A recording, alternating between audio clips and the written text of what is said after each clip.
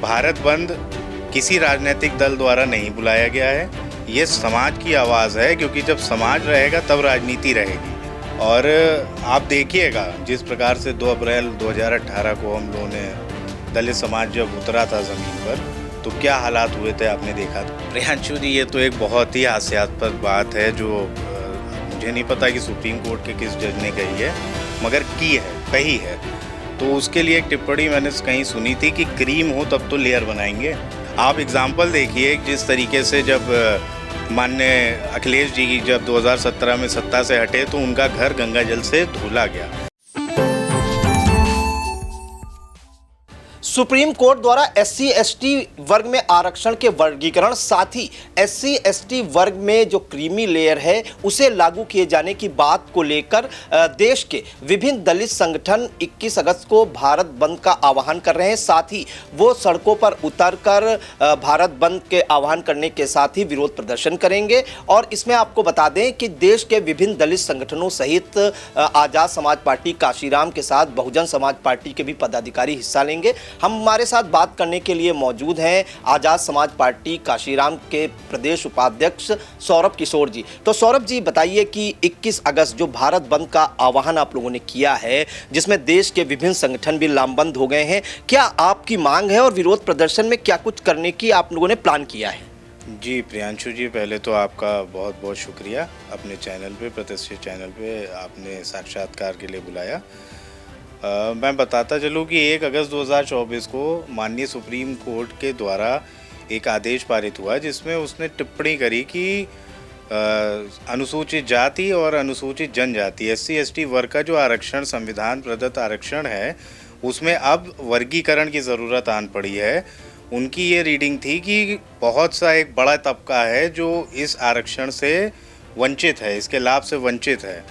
तो माननीय supreme court की ऊपर टिप्पणी करने का अधिकार नहीं है किसी को, मगर हमारे राष्ट्रीय अध्यक्ष सांसद जी भाई एडवोकेट चंद्रशेखर आज़ाद जी ने इसके ऊपर टिप्पणी करते हुए अपने आप को स्पष्ट किया है कि सुप्रीम कोर्ट की खुद समीक्षा होनी चाहिए कि कई परिवारों का दबदबा उसमें लगातार बना हुआ है आज़ादी के बाद। तो एक बार वो अपनी समीक्षा करें। और हमारी पार्टी का जो स्टैंड है, भारत बंद किसी राजनीतिक दल द्वारा नहीं बुलाया गया है। ये समाज की आवाज़ है, क्योंकि जब समाज रहेगा तब राजनीति रहेगी।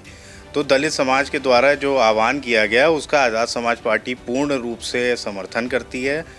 कल हमारे लोग झंडे लेकर के, बैनर के साथ समाज के आवाज़ मिलाते हुए, उनके कंधे से कंधा मिलाते हुए, समाज को आगे रखते हुए, समाज के हितों को सर्वोपरि रखते हुए, पार्टी को पीछे खींचते हुए हम लोग धरना प्रदर्शन पूरे देश भर के समस्त जनपदों में करेंगे। और माननीय राष्ट्रपति महोदया को हम लोग एक ज्ञापन सौंपेंगे जिलाधिकारी के माध्यम से।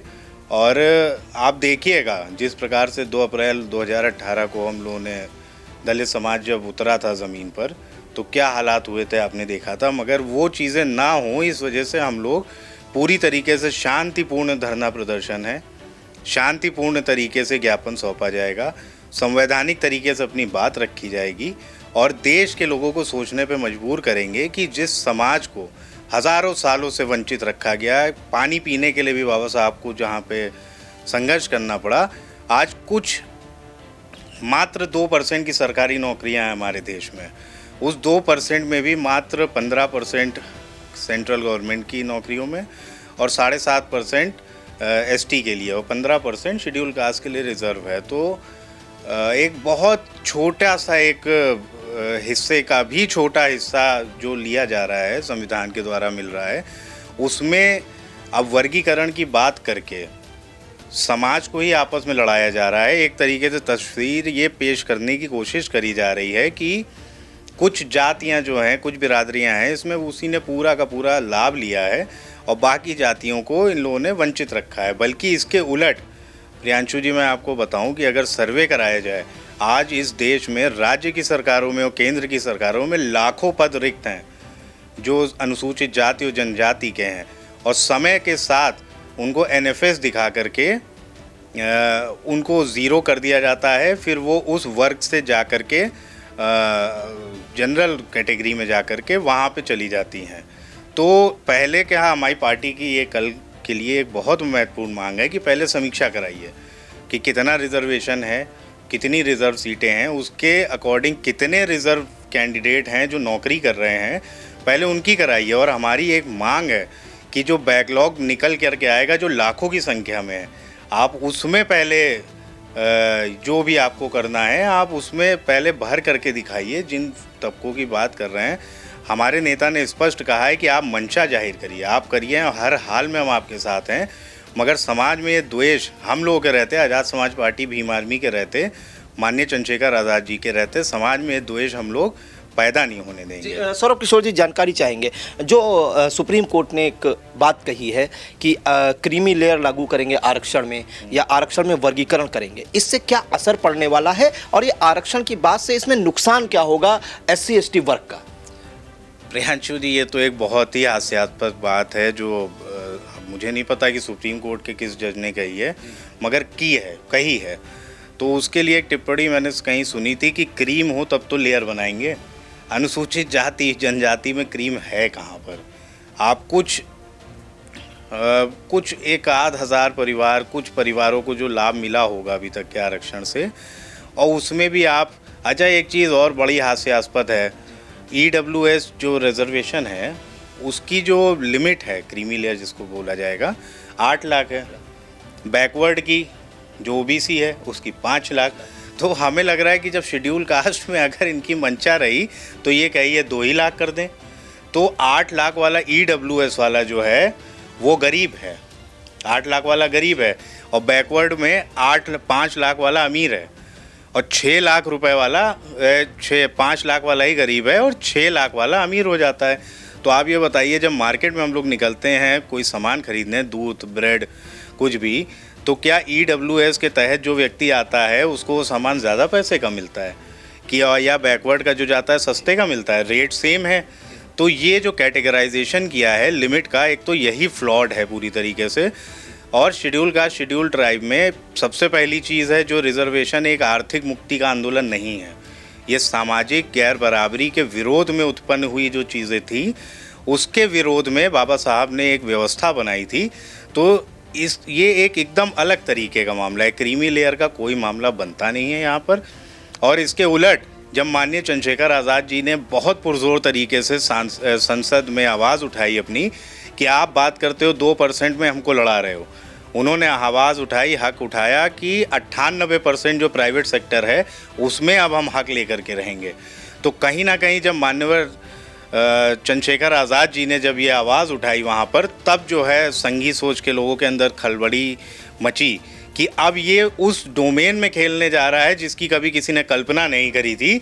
तो उस चीज़ को काउंटर करने के लिए उन्होंने कहा कि इस उभरते हुए नए चेहरे को अगर आज हमने नहीं दबाया यहाँ पर, तो ये उस देश में वो काम करके दिखाएगा जिसका सपना संविधान लिखने वालों ने सोचा था, जिसका सपना मान्यवर काशीराम ने सोचा, जिसका सपना बाबा साहब अम्बेडकर ने सोचा, जिसका सपना इस देश को जिन्होंने अपने खून से सींचा उन्होंने सोचा, भगत सिंह ने कल्पना करी थी कि समाज के आखिरी व्यक्ति को भी पूरा अधिकार मिलना चाहिए।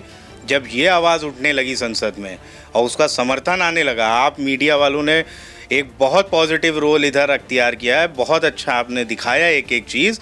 तो जब उनको अंदर डर बैठा कि अब तो ये हमारे डोमेन में खेलेंगे, तो उसको काउंटर करने के लिए कहीं ना कहीं ये विघटन की बात यहाँ पर सरकार के द्वारा ही किया गया, क्योंकि सरकार दिया ही वकील वहाँ पर खड़ा था जिसने दलीलें इतनी हल्की दी कि सुप्रीम कोर्ट को भी अपना मंशा जाहिर करने में बड़ी आसानी हुई। एक बात उसमें और कही गई है कि जैसे किसी एक दलित परिवार को, SC ST के परिवार को आरक्षण का लाभ मिल जाता है, उसमें अगली नौकरी में लाभ नहीं मिलेगा। मोटी बात यही निकल कर सामने आई है ना।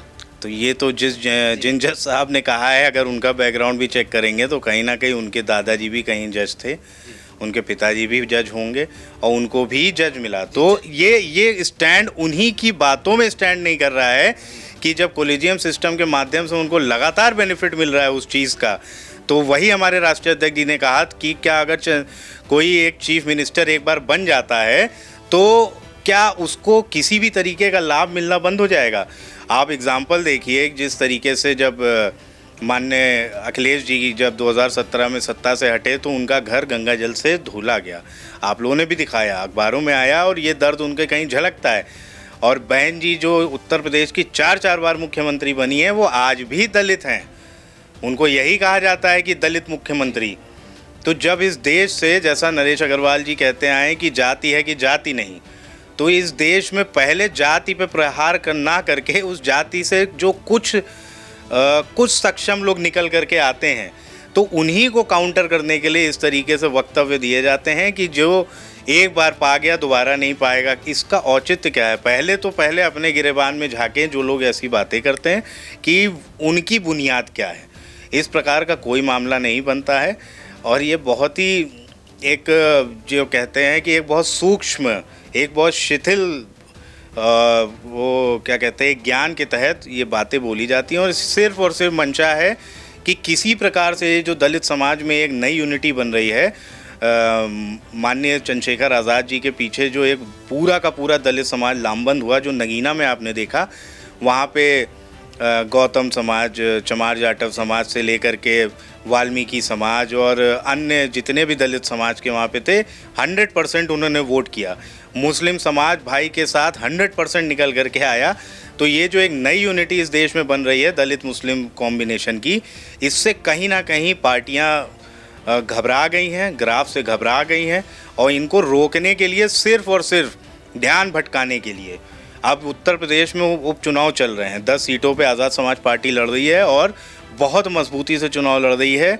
ये रिज़ल्ट कहीं ना कहीं जैसा नगीना का रिज़ल्ट आया था, अप्रत्याशित, मीडिया के शब्दों में, बुद्धिजीवियों के शब्दों में, अप्रत्याशित जैसी चीज़ कोई राजनीति में होती नहीं है। ज़मीन पे जो काम करता है, आप लोग ज़मीन पे हैं, आप लोगों ने सबसे पहले दिखाना चालू किया था कि नगीना से इस बार नगीना मिलेगा देश को, जो भरपूर संख्या में लोगों को मिला चंद्रशेखर भाई के रूप में।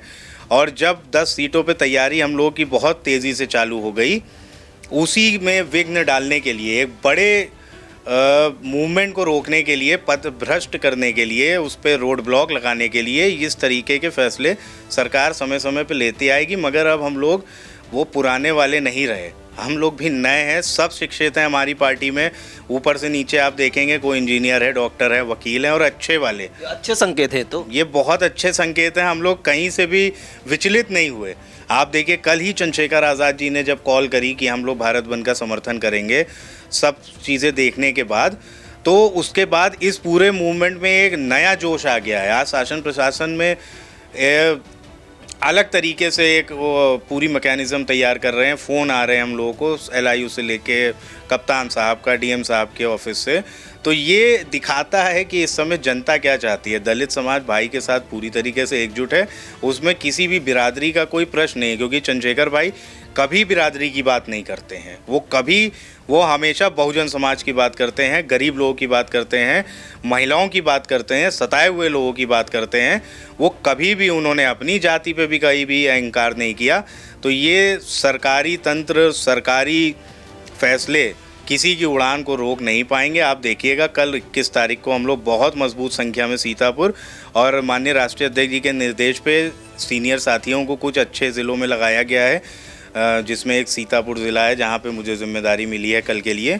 बहुजन राजनीति का ये एक बड़ा केंद्र आ रहा है शुरू से, तो खास नज़र है राष्ट्रीय अध्यक्ष जी की सीतापुर जनपद में, लखीमपुर जनपद में, इन पे बहुत खास नज़र है। और आगे आने वाले दिनों में आप देखेंगे यहाँ पे पार्टी की और राष्ट्रीय अध्यक्ष जी की बहुत सभाएं होंगी, बहुत हलचल होगी।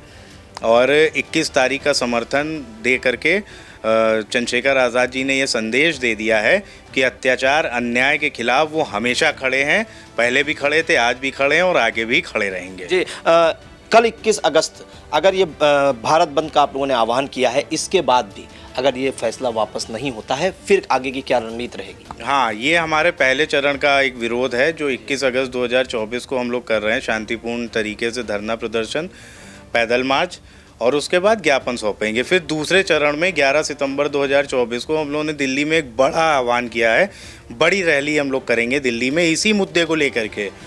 हम लोग छोड़ेंगे नहीं। अगर इसके बाद भी कोई फर्क नहीं पड़ा, फिर आगे की क्या रणनीति होगी, कोई बनाई है अभी? जनता बता देगी। जनता, आप देखिएगा, कल का भी समर्थन देखिएगा, 11 सितंबर 2024 का समर्थन देखिएगा, और उसके बाद जो उपचुनाव में रिजल्ट आएगा आप उसका समर्थन देखिएगा कि जनता किसके साथ है। और जनता जिसके साथ होती है, जैसा माननीय योगी जी ने 69,000 शिक्षक भर्ती में जो घोटाला हुआ उनकी सरकार में, जो हाईकोर्ट ने ही एक फैसला दिया कि पूरी की पूरी लिस्ट क्वॉश कर दी और नए सिरे से बनाने के लिए कहा है, तो ये हुआ क्यों? ये इसी वजह से हुआ है कि जनता ने दिखाया इस बार आईना कि जब जनता ज़मीन पर उतरती है, कहते जनता आई कुर्सी खाली करो। ये डर है, ये लोकतंत्र है, राजतंत्र नहीं है। जब जनता खड़ी हो जाएगी, सरकारें अपने आप झुकती हैं। संसद में एक शेर दहाड़ रहा है, संसद के बाहर भी वो शेर उससे दुगनी आवाज़ से दहाड़ता आया है। और उनके द्वारा तैयार किए गए लाखों की संख्या में बहुजन सैनिक कल की दहाड़ के बाद 11 सितंबर को जब दहाड़ेंगे, सरकार अपने आप झुकेगी। नहीं झुकेगी तो सरकार को झुकाना हम लोगों को आता है अच्छी तरीके से। जी बिल्कुल। तो हमारे साथ सौरभ किशोर जी, जो आज़ाद समाज पार्टी काशीराम के प्रदेश उपाध्यक्ष हैं। और चूंकि आपको बता दें कि सुप्रीम कोर्ट ने एक बात कही थी कि SC ST जो वर्ग है उसमें वर्गीकरण की बात की थी, आरक्षण में वर्गीकरण की, और आरक्षण में जो क्रीमी लेयर की बात कही थी उसके विरोध में आपको बता दें कि पूरे देश में 21 अगस्त भारत बंद का आह्वान किया गया है, जिसमें देश के तमाम दलित संगठन उसमें जुड़े हैं, सामाजिक संगठन भी जुड़े हैं, राजनीतिक संगठन भी जुड़े हैं, जिसमें बहुजन समाज पार्टी, आजाद समाज पार्टी काशीराम, बहुजन मुक्ति मोर्चा के साथ आपको बता दें आरक्षण बचाओ संघर्ष समिति के आह्वान पर ये लोग एकजुट हुए हैं, लामबंद हुए हैं। कल विरोध प्रदर्शन करेंगे, धरना प्रदर्शन करेंगे, शांतिपूर्वक करेंगे। उसके बाद जिलाधिकारी को एक ज्ञापन सौंपेंगे, राष्ट्रपति द्रौपदी मुर्मू को संबोधित। अगर उसके बाद भी अगर नहीं सुनी गई इनकी, तो आपको बता दें 11 सितंबर को अगली रणनीति तय की गई है। 11 सितंबर 2024 को दिल्ली में बड़ा आंदोलन होगा,